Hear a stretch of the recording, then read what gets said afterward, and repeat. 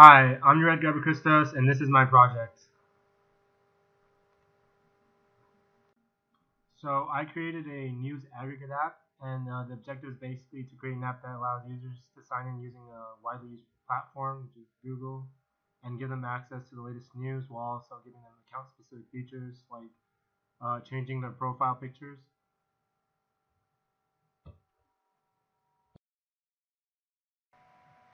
So this is the first view the user is presented with. Um, as you can see, there's a login button that allows the user to sign in using, it's not shown here, but it allows the user to sign in using their Google email address, and then it returns, and then this button, you'll see later on that it turns into a sign out button. The text on it changes. That allows the users to sign out as well.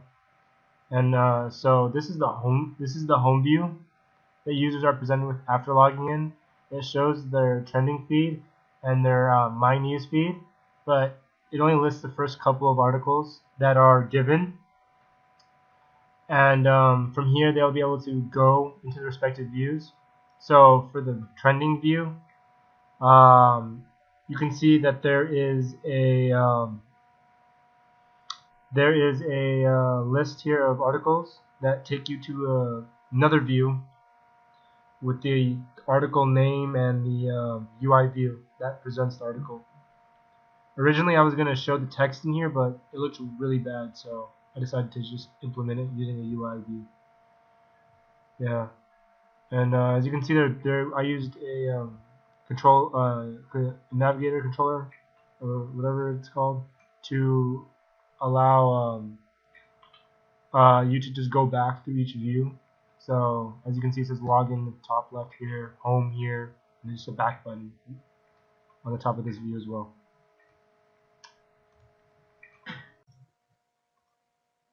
Okay, so this is basically the same thing, the same two views, login and home. And the last two views are my stories, so like the bottom, my news part, um, and another, well, the same web view. I guess it's the only one of the views is different.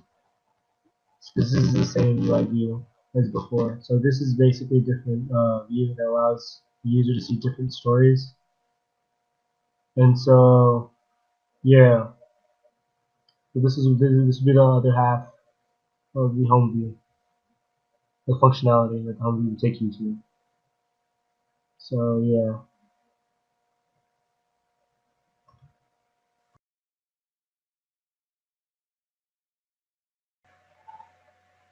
Okay, so here we have the login view with the updated sign out button. So the sign in button changed to a sign out button, like I stated before. And you can see here that we transitioned from home to the this login button. So the sign out button only appears when you go from home back to login. And here we can see the profile view. This is actually where we access Firebase the most, and where we store images into our database. However, the database only holds a link to where it's stored in our in the Firebase as well, but it's not in the database. It's just in the storage area of a Firebase project. And here you can upload, you can switch between library and camera with this segmented view. And here, as you can see, my name is displayed down here, and that is also pulled from the JSON returned by the Firebase. So yeah. Okay, so this is my class diagram. As you can see, top portion I have my controllers, and bottom portion I mostly have the model. There's also on the far right here table cell design, that is the view. So starting from the top, I have all of my view controllers inheriting from the UI view controller, which has a view did load method that all of them inherit. So on the far left, the view controller class has a Google button, which is the button that you saw earlier that allows users to sign in and out, which has functionalities that checks whether or not the button is in the login or sign out state, and it implements the delegate methods below that I'll go over that are in the method section of this class. So the Firebase user is basically the operations that allow us to interact with the Firebase. The Google button setup allows us to set buttons so that we can basically just sign in using the delegates. It sets up the delegates basically. So the sign in with Google is a delegate method that allows us to actually sign in, and the following one is also a delegate method, and should perform segue. Well, that is the function that we run in order to before we actually go to a segue to make sure everything's in order. And yeah, here's a view did load we were talking about earlier. That initializes that calls the Google setup button and all that. It initializes everything. And on the right of the view controller is the home view controller, and in it you have basically a lot of the meat of the application. So first you have a user object, which comes from the user class. You have a fire user operations, which we talked about earlier. That allows us to use the operations in order to interact with Firebase. We have the handle, which is like basically just handles news. It just gets the news for us, so we don't have to interface with that, and it reduces the complexity. And we have the articles to display top, which is basically the trending articles that are returned. And then the articles to display my, which are basically the the news articles that are displayed to your fitting that aren't trending specifically. And we have the labels for both that show up as a preview for the user before they go to the table views and the view controller and the other view controllers or the other views. Okay, so for functions, we have view did load obviously to set all this up, initialize everything. We have the get user function, which basically updates the user's information. So basically, say they change their profile picture, you call get user, it gets the new profile picture. It takes a second. We have the prepare for segue, which I talked about before. Basically, it's yeah. So basically, before segue, this is called to set stuff up, and this is return from segue. So when you come back from the segue, perform certain operations that allow us to update our UI and everything like that. So basically, I think here for return from segue, we just update the user. We call get user, and also in view did load, we call get user.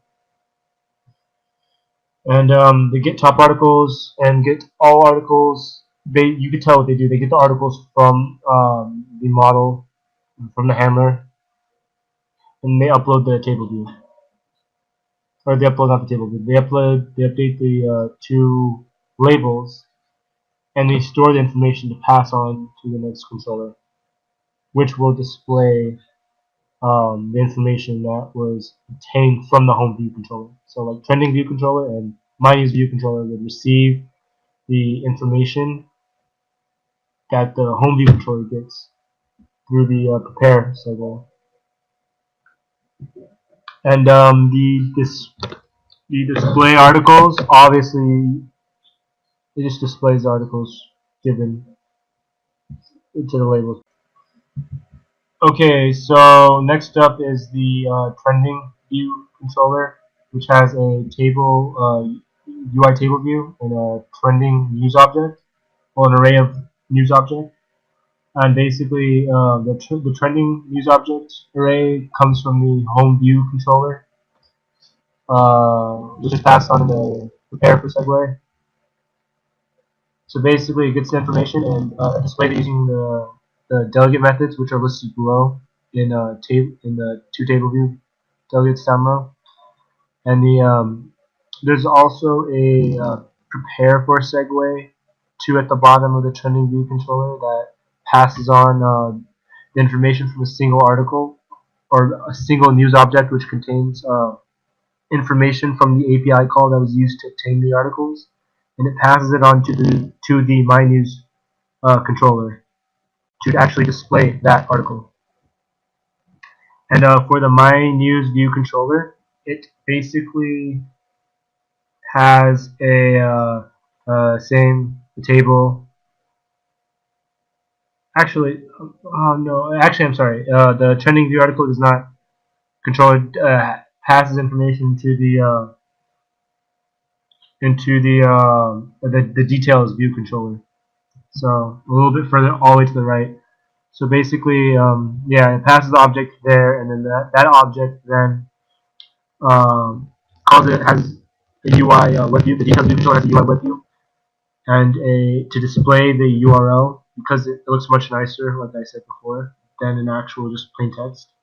And then the details view controller also has a news object that it wants to display, and basically the load values function is called within view did load, and it basically just loads all the necessary values. Like it sets the basically sets all the values for the UI view controller, and it just designs the UI so that everything looks nice and functions well. And also, I want to state that the trending view controller and also the MyNews view controller both use the table cell design. And also for the MyNews view controller, it's basically the same as the trending view controller. As you can see, it has the same functions and everything, same implementation, just a different name for the news object array. So yeah, and I think that covers it for the UI, the view controller. So next up is the global manager, which is basically just allows us to check whether or not someone's logged in. The view controller uses this to sign in the original view controller. So you can see here, the news object handler has an array of news objects, and it basically calls. It just basically gets the news from the API. So from the Google News API, and it has several completion handlers there. So that's what that handles. And the news object is news object has this basically all the returning all the important aspects of the news article. So the string of there's a description, the URL, and the title. So we displayed the title in the details view controller, and the description we were originally going to display it in the details view controller as well, but that turned out to be a mess. So because it would be very ugly, so we used the URL on the UI web view, and that worked. And so we initialize it with JSON from Swifty JSON, and we get the title, the description, the URL. Those are all accessor methods. And this object is shared among the home view controller, trending view controller, and MyNews view controller, and also the details view controller.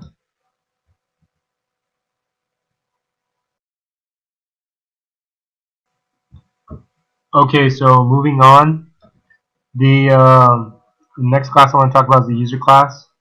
It's kind of hard to see, but there's it's being used by the home view controller, so there's aggregation going on there. Also, it has a first name, last name, email, and profile picture. Basically, we decided, that it's best to keep this stuff so that all of these values are stored within the user for future use.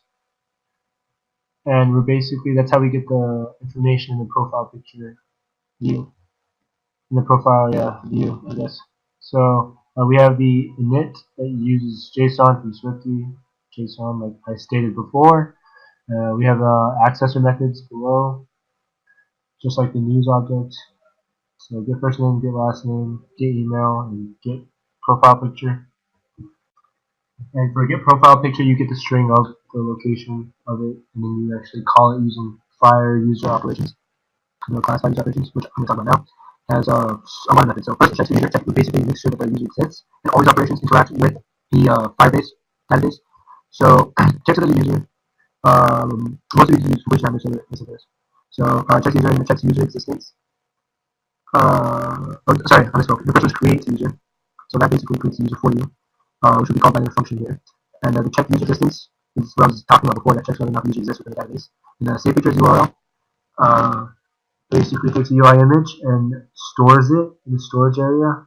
And the save picture basically takes the download URL from the picture that you stored and stores that in the database. So you have a string in the database and one in the storage, the picture in the storage to get it from, which makes everything much simpler. And the Google sign-in handler is what it sounds like. It handles the sign-in process of the user. And and then the get user information is what it sounds like as well. It basically pulls information from the database, so all the related fields that we want get extracted. And the Google sign in and sign out method are both delegate methods that we used in order to sign in and sign out. And the set profile picture is what it sounds like. It basically changes the profile picture after the creation. So that allows us to modify the profile view that we talked about before. The table design, the table cell design, basically just has a UI label, the title, and that's it. Then it just has a set selected, which is inherited from the UI table cell, or the table, yeah, UI table cell class. So yeah, that's our view, and it's being used by the two controllers I stated before. And that is basically all of the classes I have in my project.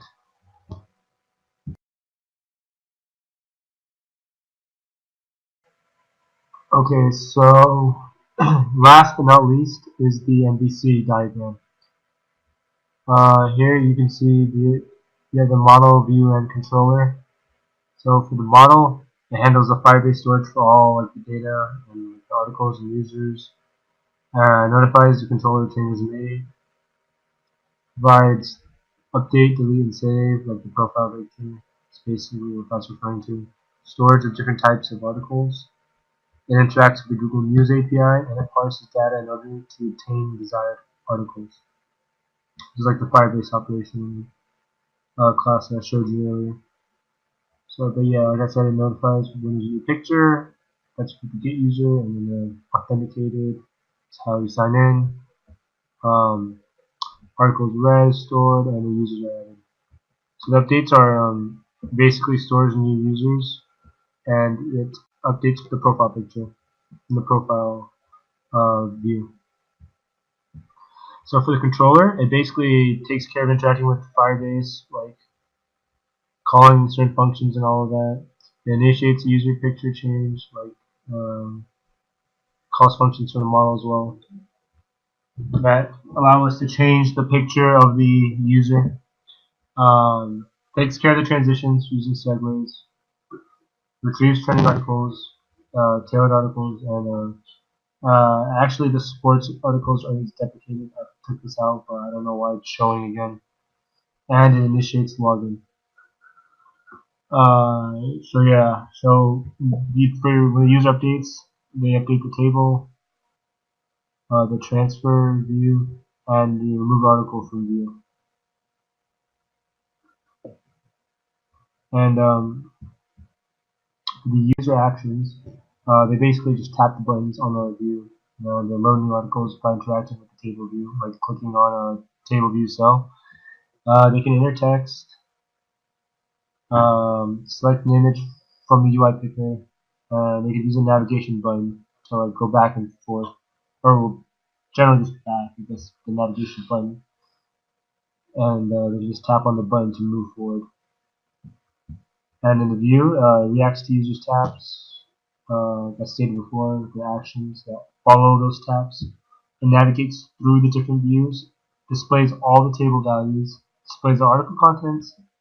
Also, the display friends part is kind of nice right now because that's deprecated, and I took that out. But apparently, anyway, it didn't save. I don't know why. And the display messages is also part of the friends thing. So yeah, that's no longer part of the app. And yeah, that is my application, and I hope you liked it. Goodbye.